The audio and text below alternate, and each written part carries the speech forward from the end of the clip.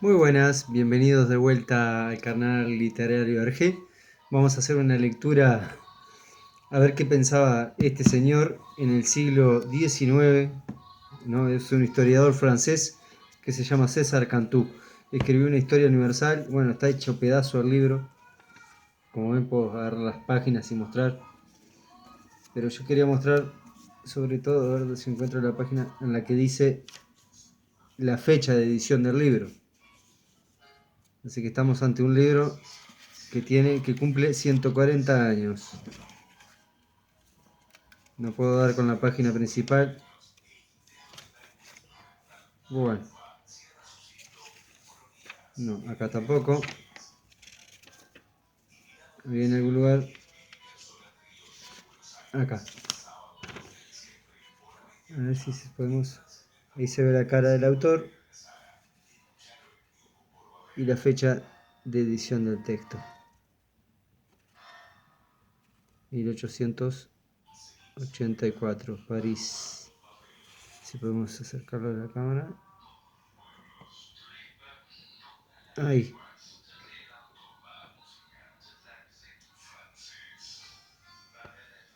Muy lindo, ¿no? Bueno, estamos perdiendo mucho tiempo. Vemos la carita en el dibujo del autor. César Cantú, entonces. Y vamos a hacer así. Vamos a buscar el texto.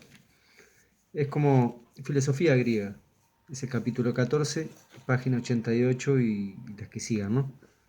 Los indios tenían una filosofía teórica, de la cual la egipcia tomó origen, la de los griegos, adquiriendo originalidad y reglas con la libertad y la duda, la oposición, la vida y los caracteres de la ciencia europea. Orfeo, Museo, Homero y Hesiodo expresaban ya en verso las concepciones cosmogónicas y los misterios, dándoles una moral civil independiente de la religión. Aquí también la verdad de estirpes introdujo la diversidad de las doctrinas.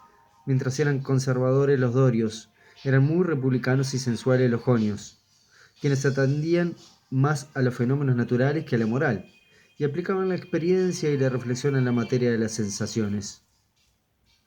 Tales de Mileto buscó el origen del mundo en el agua y en el espíritu motor, sustituyendo las opiniones con el examen. Heráclito estableció el fuego como principio universal, Anaxímenes el aire, Euclides la combinación de cuatro elementos, Anaximandro el infinito, y todos consideraban como causa de la forma una fuerza inherente a la materia, cuya fuerza era Dios, esparcido por el universo y a menudo identificado con este. Pitágoras, autor de la escuela itálica, es más bien una entidad mítica, sobre la cual se acumulan las invenciones más extrañas y las doctrinas más diversas. Parece que nació en Samos, viajó por el Oriente y fundó una escuela en Cretona, perfeccionando los sentimientos religiosos y morales. Partía del principio de que la idea es la única que hace posible la ciencia. Su escuela tomaba origen no en la materia, sino en Dios, y quería sustituir poco a poco las vulgares opiniones por ideas elevadas. Atribuíase en el fondo un fin político. Predicaba la equidad, que es una armonía entre las acciones del hombre y el universo, y preconizaba la fuerza de asociación en su escuela. No se llegaba a lo sublime de la ciencia, sino después de largas pruebas y grandes privaciones, encaminadas a vigorizar el cuerpo y acostumbrar el alma a la meditación. Estaba en uso la comunidad de bienes, cumplía así fielmente la palabra empeñada, y se socorría el que experimentaba vicisitudes de fortuna. La amistad era tan apasionada como la de Damón y Pitias, y se odiaba a la tiranía. Ilustraron aquella insigne historia itálica Empédocles de Argigento y Alcmeón de Crotoniata. Chilón, famoso por sus riquezas, solicitó entrar en aquella ciudad y fue desechada su pretensión, por la cual suscitó una persecución, donde fueron muertos o dispersados los de la escuela de Pitágoras. Sobre la escuela pitagórica se fundó la de Elea, ciudad italiana que fue enteramente dialéctica. Descuidaba lo sensible por lo supersensible, declaró puros fenómenos las cosas e identificó la naturaleza con Dios. Genófanes sentó el principio de que la nada, nada se hace, que todo era una sola cosa, inmutable y eterna, que el mundo era Dios y que la humanidad no podía ser más que conjeturar. Parménides y Zenón precisaron aún más el idealismo. Leucipo proclamó los átomos elementos de la realidad. Esta infinita pluralidad fue sostenida por Heráclito, el llorón, con el cual contrastaba Demócrito, el burlón, suponiendo a la naturaleza regulada por la necesidad. No habiendo más que átomos en el mundo, desaparece toda noción absoluta de lo justo y de lo santo. Con la reflexión sobre la naturaleza del pensamiento y de la instrucción, se dejó sentir la necesidad de la lógica, y a esta acudieron precisamente los sofistas, que la encaminaron en demasía a suprimir toda diferencia entre el error y la verdad. Gorgias, de Leontio, sostuvo que no existe nada real y que aunque existiera era imposible conocerlo. Protágoras de Abdera decía que las cosas solo subsistían cuando las discernía el hombre. Otros negaban toda diferencia entre el bien y el mal y no faltaba quien afirmase que el único derecho era el de más fuerte. A esto se opuso Sócrates, quien quiso volver a encaminar la filosofía hacia un objeto alto y práctico, en consolidar las ideas de lo bello, de lo justo, de lo bueno y de lo noble, apelando al sentido moral. Decía que un demonio le sugería lo que había de decir, pero no afirmaba cosa alguna, confesando que lo único que sabía era que no sabía nada.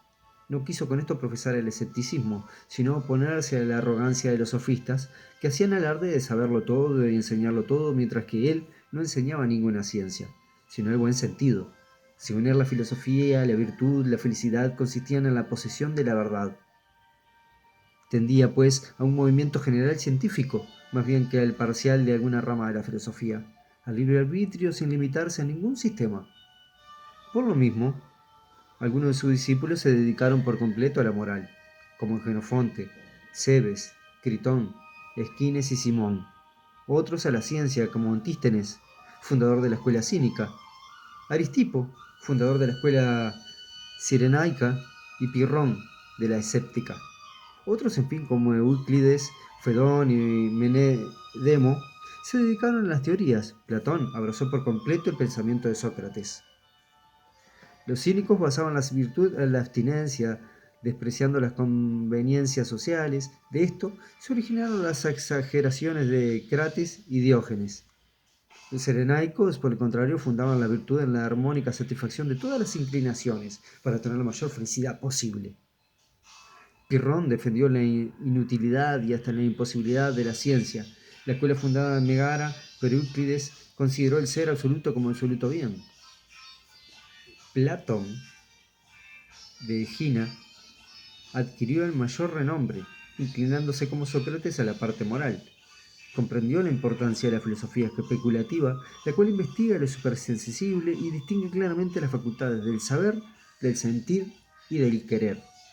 Se aplicó también a la política, ciencia, que une a los hombres en sociedad bajo la vigilancia de la moral, como lo expuso en el Gorgias, en las leyes y en la República, proclamando siempre una justicia superior y eterna. Se valió principalmente del diálogo, se aprovechó de las tradiciones buscando lo que en el fondo tenían de verdad y se opuso a las tradiciones vulgares, rico en arte y en poesía, con tropos, fábulas, incomparable armonía, rayó a gran altura. Aristóteles de esta gira fue discípulo y antagonista de Platón. Su discípulo Alejandro le proporcionó inmensos medios de estudio, en virtud de lo cual escribió sobre cuanto se le pudo saber. Admitió que nada está en la inteligencia sin haber estado antes en el sentimiento. Y sentó que la naturaleza no se puede concebir sino por la experiencia, pero aceptaba la necesidad de alguna idea absoluta. Y no se sabe de cierto si combinó el idealismo con el sensualismo. Convierte la ley moral, cuyo último fin es la felicidad, en fundamento de la ética. Distinguió las virtudes intelectuales y las morales, y solo admitió como moralmente buena la vida social. Platón había sido un genio iniciador, Aristóteles fue un ordenador, y siendo enciclopédico tuvo inmensa eficacia sobre el porvenir. Estos dos quedaron como jefes de las dos grandes corrientes del estudio del pensamiento. Y hasta hoy se clasifican los filósofos aristotélicos y los platónicos. Uno y otro tenían más en cuenta la sociedad que el hombre, por cuyo motivo el bien social constituye la media de la moralidad. Vacilando el hombre entre el instinto del placer y el deber de la ley. Epicuro y Zenón quisieron desterrar aquella vacilación, el primero buscando la felicidad en los goces, moderados por la prudencia, y sin temor a los dioses ni esperanza de póstuma recompensa, y queriendo el otro en la perfección humana, creyendo que el hombre puede alcanzarla por sus propias fuerzas, absteniéndose y sosteniéndose y permanecer insensible a los padecimientos, Los epicúreos sirvieron para destruir muchas supersticiones. Los estoicos, despreciadores e inhumanos, resistieron a la corrupción y al despotismo. En estas cuatro escuelas, la académica, la peripatética, la epicúrea y la estoica, desarrollaronse la filosofía griega, prevaleciendo la platónica, a la cual dio nueva forma Arcesislao, quien la llevó al escepticismo, encerrándose en lo probable, en lo verosímil. La desarrolló Carneades, que sostenía el pro y el contra, haciendo lo justo y lo injusto sinónimo del útil y perjudicial. Hasta la próxima.